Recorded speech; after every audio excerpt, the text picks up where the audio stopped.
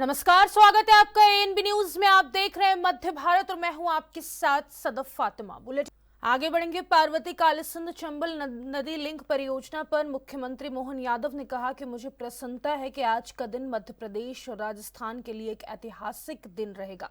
PM Modi के नेतृत्व में पार्वती कालीसिंध चंबल नदी लिंक परियोजना की एक अद्भुत एमओयू होने वाला है, जिसके आधार पर पीएम मोदी या भारत सरकार द्वारा मध्य प्रदेश और राजस्थान को 17,000 करोड़ की बड़ी सौगात दी जाएगी, जिसमें हमारे 11 जिले और 13 राजस्थान के जिले दोनों राज्यों में न केवल पीने का पानी बल्कि सिंचाई के संसाधन की व्यवस्था रहेगी। ये 20 वर्षों से कांग्रेस की सरकार द्वारा टाला गया था, लेकिन कोई बात नहीं, जब जागो तब सवेरा। आज ये बदलाव का दिन आया है। अब प्राप्त पानी की व्यवस्था होगी। की प्रसन्नता है। आज का दिन मध्य प्रदेश और राजस्थान के लिए एक ऐतिहासिक दिन रहेगा। यशस्वी प्रधानमंत्री जी श्रीमान नरेंद्र मोदी जी के नेतृत्व में पार्वती, चंबल और कालीसिंध पीकेसी योजना की एक अद्भुत नदी जोड़ो अभियान का एक एमओयू होने वाला है, जिसके आधार पर प्रधानमंत्री जी द्वारा भारत सरकार के द्वारा मध्य प्रदेश और राजस्थान को 17,000 करोड़ की बड़ी सौगात दी जाएगी, जिसमें हमारे 11 जिले और 13 जिले राजस्थान के दोनों के अंदर न केवल पीने के पानी की बल्कि सब प्रकार की सिंचाई के संसाधन की व्यवस्था रहेगी। वैसे जल भगवान की देन है, लेकिन जल का सदुपयोग सरकार के माध्यम से होता है तो समाज के हित में होता है। ये बड़ा निर्णय है। 20 वर्ष से ये कांग्रेस की सरकार के द्वारा किसी न किसी कारण से राजस्थान और मध्य प्रदेश के बीच का समझौता टाला गया था। मैं बड़े दुख के साथ कहना पड़ रहा है कि ये बहुत लंबा समय हमने बिगाड़ा, लेकिन चलो कोई बात नहीं, जब जागे तब सवेरा। आज ये बदलाव का दौर आया जिसमें हमने निर्णय किया है। इसके बाद हमारा ये श्योपुर, मुरैना, शिवपुरी, गुना, अशोकनगर के पास से होते हुए ये हमारा अपना पूरा पश्चिमी मध्य प्रदेश का हिस्सा, जिसमें आगर, इंदौर, उज्जैन, शाजापुर, राजगढ़ इत्यादि क्षेत्र में पीने और सिंचाई के पर्याप्त पानी की। पूर्व गृह मंत्री भूपेंद्र सिंह का बड़ा आरोप सामने आया है। उन्होंने कहा कि सदन में परंपराएं टूट रही हैं। वहीं पहले ध्यान आकर्षण के सवाल को लेकर विधायकों की मंत्रियों से बात हो जाती थी, जिससे संवादहीनता की स्थिति नहीं होती थी, लेकिन अब ऐसा नहीं हो रहा है। वहीं अपने क्षेत्र में एक स्कूल को लेकर लगाया था, वहां पर प्राइवेट स्कूल के द्वारा सरकारी जमीन पर अतिक्रमण किया जा रहा है।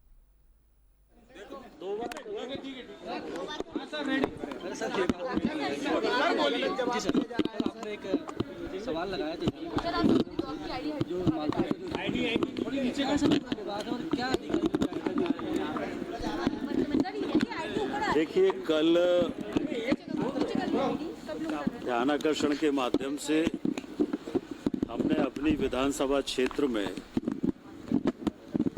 एक स्कूल बिना मान्यता के चल रहा है, शासकीय अतिक्रमण की जमीन पर चल रहा है और अनेक प्रकार की अनियमितताएं हैं, तो उस पर कार्रवाई के संबंध में हमारा ध्यानाकर्षण था।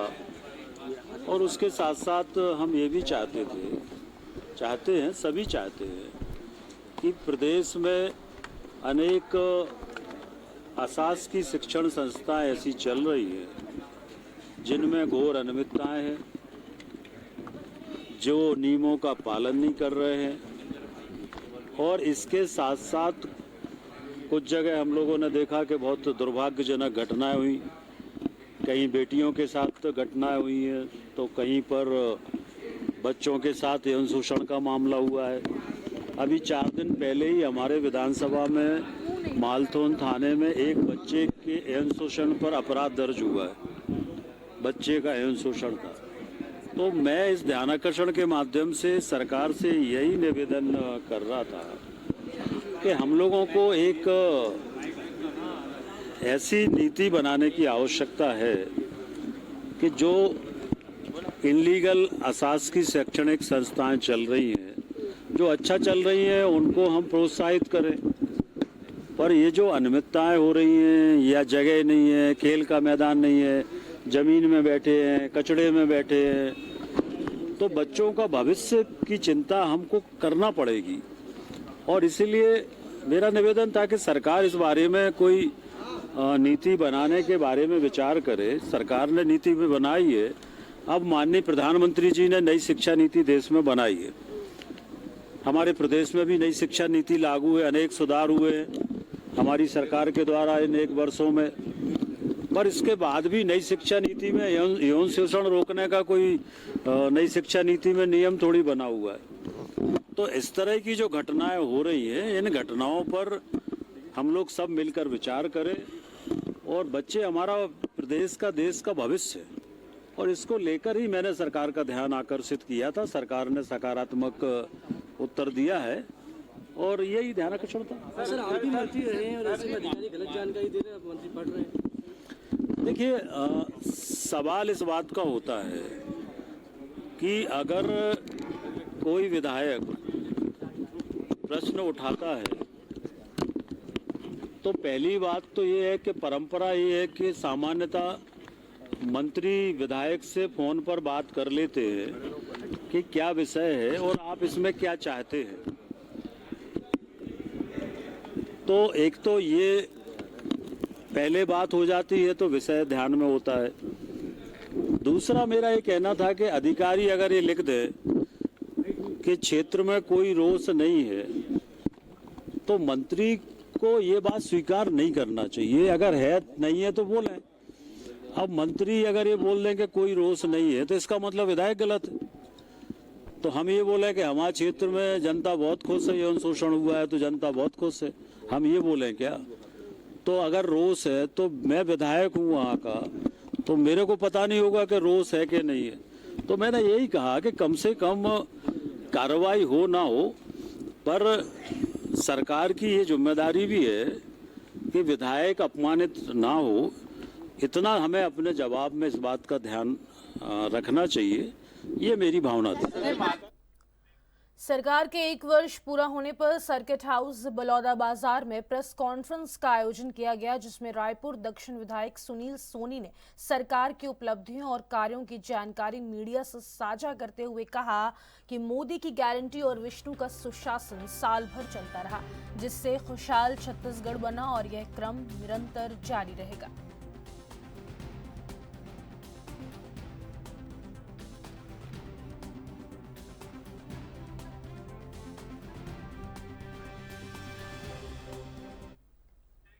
कांकेर जिले के कोयलीबेड़ा क्षेत्र के 18 पंचायत के किसानों ने मिलकर धान खरीदी चालू करने के संबंध में कोयलीबेड़ा तहसील कार्यालय में मुख्यमंत्री के नाम ज्ञापन सौंपे। छत्तीसगढ़ राज्य में सभी जगह धान खरीदी केंद्रों में कंप्यूटर ऑपरेटरों के हड़ताल के चलते धान खरीदी बंद हो चुकी है। ज्ञापन में लिखा है कि धान खरीदी को तत्काल चालू किया जाए। अगर 3 दिवस के अंदर धान खरीदने ना होने पर किसानों द्वारा उग्र आंदोलन किया जाएगा। अभी तक कोयलीबेड़ा क्षेत्र में लगभग 30% धान खरीद हो चुकी है और 70% खरीद बाकी है।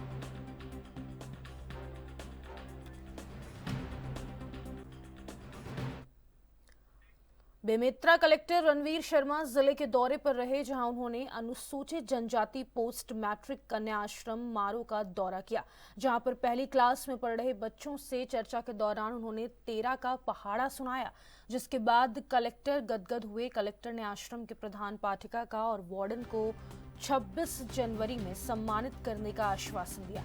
तो वहीं बालिका आश्रम के सभी बालिकाओं को ठंड से बचने के लिए गर्म कपड़े का वितरण किया। इस दौरान कलेक्टर के साथ अपर कलेक्टर अनिल वाजपेयी, नवागढ़ तहसीलदार विनोद बंजारे, शिक्षा ब्लॉक अधिकारी लोकनाथ बांधे मौजूद रहे।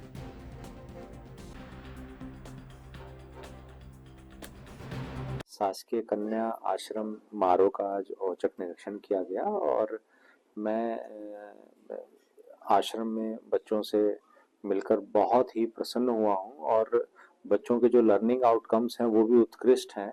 मैंने बच्चों से बात की, पहली क्लास के बच्चे 20 तक पहाड़े सुना रहे हैं। ये अपने आप में जो है एक उपलब्धि है। यहाँ के गुरुजी जो है काफ़ी मेहनत कर रहे हैं बच्चों को लेके और आश्रम में साफ सफाई की अच्छी व्यवस्था है, खाने पीने की अच्छी व्यवस्था है। और जिला प्रशासन की जो आज टीम जो औचक निरीक्षण पे आई थी वो इस आश्रम के कार्य से, इनके प्रदर्शन से जो है संतुष्ट है और मैं शुभकामनाएं देता हूं यहाँ के अध्यापकों को। और छत्तीसगढ़ के कोयलीबेड़ा थाना क्षेत्र से महज 4 किलोमीटर दूर नक्सलियों ने भारी मात्रा में नक्सल बैनर लगाए हैं, जिसमें साफ तौर पर बैनर में जिक्र किया गया है कि पुलिस मुखबिर मत करो, दुश्मन की जूठन पर ना जियो, गांव मत छोड़ो, जल जंगल जमीन मत छोड़ो। भारत के कम्युनिस्ट पार्टी माओवादी के द्वारा ग्राम मर्दा मार्ग पर भारी मात्रा में नक्सलियों ने बैनर और पर्चा फेंके हैं, जिसमें त्रिस्तरीय पंचायत चुनाव, ब्लॉक जिला चुनाव को बहिष्कार करने की बात कही गई है।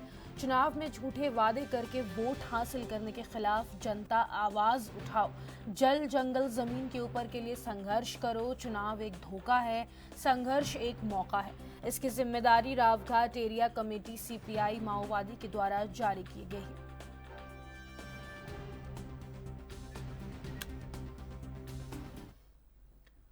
छत्तीसगढ़ की राजधानी रायपुर में लगातार अपराध बढ़ते जा रहे हैं। वहीं फिर से राजधानी को चाकूबाजी से दहलाने की कोशिश की गई।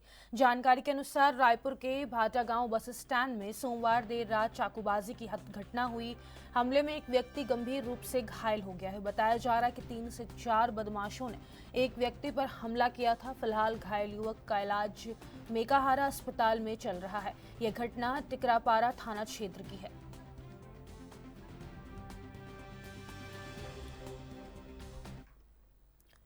भोपाल में 17 दिसंबर से 7 दिवसीय अंतर्राष्ट्रीय वन मेला लगने जा रहा है। इस बार 10वां वन मेला महिला सशक्तिकरण को समर्पित किया गया।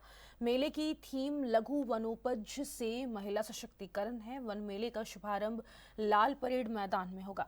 वहीं लघु वनों पर प्रबंधन में महिलाओं की महत्वपूर्ण भूमिका। प्रदेश में लघु वनों पर संग्रहण कार्य में लगभग 50% महिला की भागीदारी है।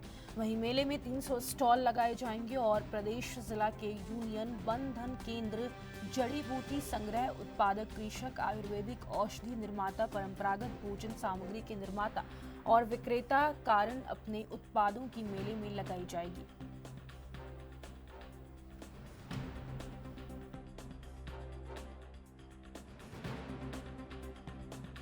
में अनूठा है। प्रदेशवासियों के अलावा देश के विभिन्न राज्यों में लोगों को इस मेले को बेसब्री से इंतजार रहता है। मेला का आयोजन 10वां अंतर्राष्ट्रीय वन मेला 17 से 23 दिसंबर लाल परेड मैदान जहांगीराबाद में आयोजित है। उद्घाटन समारोह में 17 दिसंबर को शाम 5 बजे से मुख्य अतिथि होंगे महामहिम राज्यपाल श्री मंगू भाई पटेल जी। कार्यक्रम की अध्यक्षता हमारे मध्य प्रदेश के यशस्वी मुख्यमंत्री आदरणीय डॉक्टर मोहन यादव जी करेंगे। मेले में लघु वनोपज एवं औषधीय पौधों के क्षेत्र की गतिविधियों, उत्पादों एवं अवसरों को प्रदर्शित करने एवं इससे जुड़े संग्राहकों, उत्पादकों, व्यापारियों, उद्यमियों, वैज्ञानिकों, प्रशासकों एवं नीति निर्धारकों के बीच संवाद स्थापित करने हेतु एक व्यापक मंच उपलब्ध होता है। इस बार मेले की थीम लघु वनोपज से महिला सशक्तिकरण रखी गई है। लघु वनोपज प्रबंध में महिला की महत्वपूर्ण भूमिका है।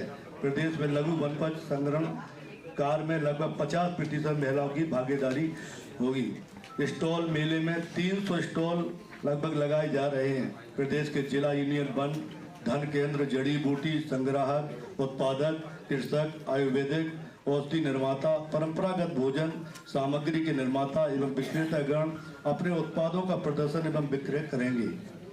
प्रदर्शनी मेले में विभिन्न शासकीय विभागों द्वारा प्रदर्शनी लगाई जाएगी। अंतर्राष्ट्रीय कार्यशाला 19 एवं 20 दिसंबर को मेला स्थल पर लघु वनोपज से महिला सशक्तिकरण पर 2 दिवसीय कार्यशाला का भी आयोजन किया जाएगा, जिसमें श्रीलंका, नेपाल एवं ऑस्ट्रेलिया के प्रतिनिधिगण भी भाग ले रहे हैं। क्रेता विक्रेता का सम्मेलन 21 दिसंबर को आयोजन स्थल पर क्रेता विक्रेता सम्मेलन का आयोजन होगा, जिसमें उच्च गुणवत्ता युक्त लघु वनोपज, औषधि पौधों, कच्ची जड़ी बूटियों एवं MFP पार्क द्वारा निर्मित